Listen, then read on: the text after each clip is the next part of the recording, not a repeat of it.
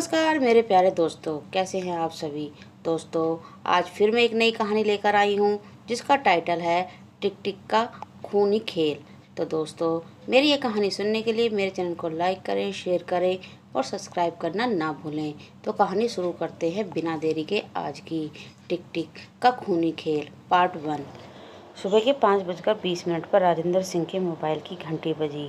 आंख मलते हुए फ़ोन उठाई तो उधर से उसकी लड़की के रोते हुए आवाज़ आई, पापा आप जल्दी यहाँ चले आइए, देखिए यहाँ क्या हो गया।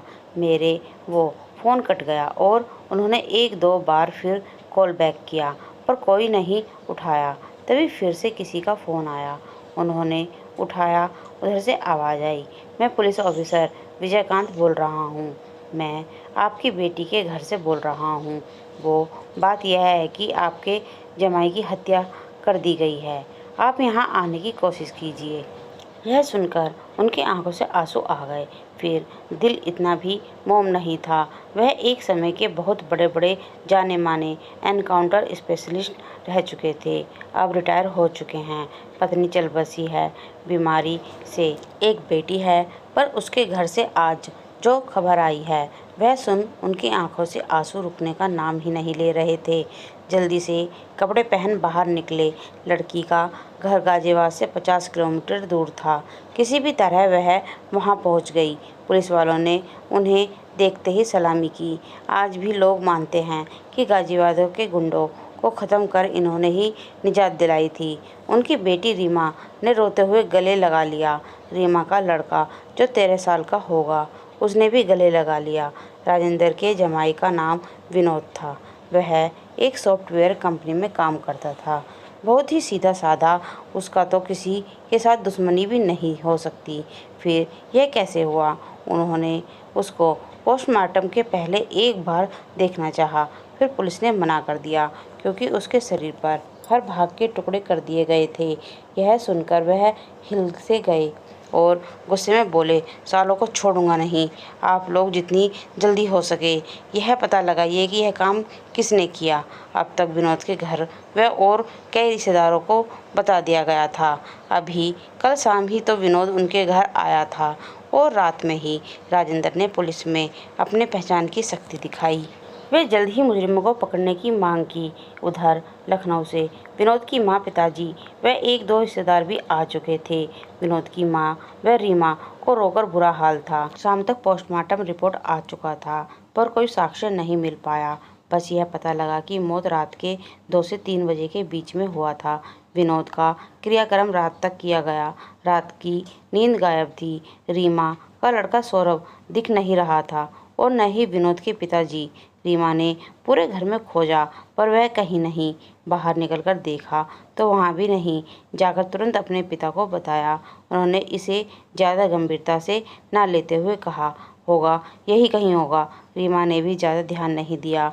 उस पर दुखों का बोझ उमड़ पड़ा था, वही बैठ गई। कुछ देर बाद फिर जब रीमा ने पूरे घर में सौरभ को ढूंढा तो वह कहीं नहीं मिला और न ही विनोद के पिताजी। फिर उसने राजेंद्र को बताया। वह बाहर आकर ढूंढने लगे। बाहर की दीवार पर कुछ लिखा था। जाकर देखा तो एक चिन्ह बन गया था और एक तीर पर भी, जैसे अभी अभी किसी ने खून से लिखी हो। वह तीर का निशान घर के पीछे की ओर इशारा कर रहा था। वह टॉर्च लेकर घर के पीछे पहुंचा। वहां जो देखा वह देखकर उनके पैरों तले जमीन खिसक गई। घर के पीछे लगे आम के पेड़ पर सौरभ और विनोद के पिता का कटा हुआ सर झूल रहा था और उसके नीचे 2 कटे हाथ व पैर पड़े हुए थे, मानो किसी ने नरसंहार के खेल को अभी भी खेला था। उसके पीछे पीछे रीमा भी आ गई। वह सब देख वह भी बेहोश हो गई। अंदर बैठे विनोद की माँ अपने बेटे की मौत के सदमे से उभरी ही नहीं थी कि राजेंद्र सिंह के मुंह से निकलते शब्दों को सुनते हुए वह फिर गिर पड़ी। पुलिस एक बार फिर आ चुकी थी। राजेंद्र ने बेसुध थे और 24 घंटे के अंदर इस घर में हुई 3 मौतों पुलिस आ चुकी थी। राजेंद्र तो यह देखकर एकदम स्तंभ थे। पुलिस ने पूरे घर की देखरेख के लिए कई पुलिस वालों को लगा। उन्होंने लगा अभी भी उनके घर पर फिर वह हत्यारा आ सकता है। बेसुध पड़े घर के 2 औरतों को उनके यहाँ आए 4 रिश्तेदारों ने संभाला, जिसमें थे विनोद के छोटे भाई। विनोद जी अपने कॉलेज में पढ़ता था। विनोद के चाचा रामाशंकर व चाची रीमा के फूफा प्रताप चंद्र व दूर की कोमल चाची, जो दोपहर होते ही डर के मारे घर चली गईं। घर के सभी लोगों से उनके फिंगरप्रिंट व कई अन्य जानकारी ली गई। एक बार तो पुलिस को यह शक हुआ कि यह काम किसी घर वालों ने तो नहीं किया। दिन भर कई न्यूज़ चैनलों का आना जाना लगा रहा। यह बात पास की जगहों में जंगल के आग की तरह फैल चुकी थी। घर के आसपास के दुकानों व बैंकों में लगी सीसीटीवी कैमरों में भी कुछ न मिला और न ही लाश के आसपास कोई सबूत और न लाश पर कोई फिंगरप्रिंट। पुलिस कोई भी कार्रवाई करने में असमर्थ थी। रात के 10 बजे लाश का क्रियाक्रम के लिए छूट दी गई। रीमा को तो अपने बेटे का चेहरा भी अंतिम बार देखने को न मिला। क्रियाक्रम करके 2 बजे तक सब घर आ गए। पुलिस ने रात को सुरक्षा और बढ़ा दिया। सब घर आ गए पर विवेक ने आया था। उसे फ़ोन किया गया पर स्विच ऑफ। अब तो सब और परेशान हो गए। राजेंद्र ने तुरंत पुलिस को बताया। उन्होंने भी इसे बड़ी गंभीरता से लिया। अंतिम बार राजेंद्र ने विवेक को डेड बॉडी फायर हाउस में देखा था। पुलिस ने वहां पर छानबीन की। सीसीटीवी कैमरे चेक किया गया। वहां अंदर तो आया था पर बाहर नहीं गया था। फिर सब जगह चेक किया गया और एक जगह खून के एक चिन्ह बनाया गया था, एक और तीर का निशान, जो बॉडी फ्रीजर की तरफ इशारा कर रही थी। जब उसे खोला गया तो उसमें विवेक का कटा सिर रखा हुआ था और उसके शरीर के टुकड़े इधर उधर। रमा शंकर नहाने के लिए बाथरूम में गए। घर पर फिर एक बुरी खबर पहुंच चुकी थी। फिर एक बार घर का वातावरण करुण रुदन से भर चुका था।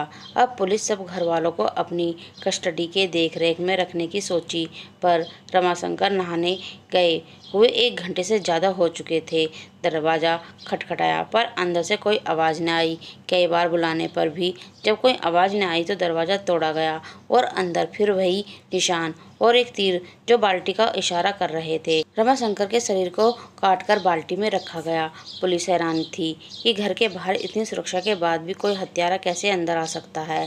पुलिस कस्टडी से बचे घर वालों को रखा गया।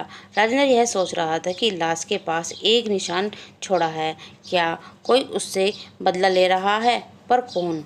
और वह उस घर में वह 48 घंटों में जिन भी सगे संबंधियों से मिला, उनमें से केवल प्रताप चंद्र ही बचा है। राजेंद्र के दिमाग में कुछ हलचल हुई। वह तुरंत इंस्पेक्टर विजय शंकर से मिला और बोला, देखो, जब मैं उस दिन अपने जमाई विनय से मिला तो उसके 24 घंटे के अंदर ही उसकी मौत हो गई और फिर मेरे नाती व विनय की भी मौत भी। जब वह उनसे मिला उसी के 24 घंटों के अंदर विवेक और रमाशंकर की भी, मतलब मैं जिस घर भी रिश्तेदारों से मिला उनकी मौत 24 घंटों में हो चुकी है और मुझसे प्रताप चंद्र को मिले अभी 24 घंटे होने में 2-3 घंटे बाकी हैं। वह हत्यारा जल्द ही इन्हें भी मार देगा। विजयकांत, ठीक है, प्रताप चंद्र और आप दोनों को खतरा है।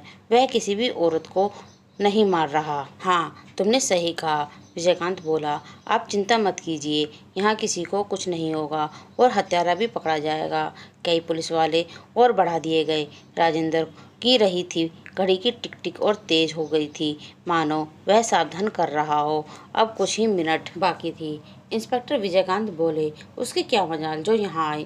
तभी प्रताप चंद्र खड़ा हुआ। उसके हाथ में न जाने कहाँ से एक बड़ी सी धारदार छुरी आ गई थी। उसने हंसते हुए अपने गले पर रख लिया। सभी उसे रोकने लग गए। उसके चेहरे का भाव बदल चुका था। वह ऐसे हंस रहा था जैसे वह नहीं कोई और हो।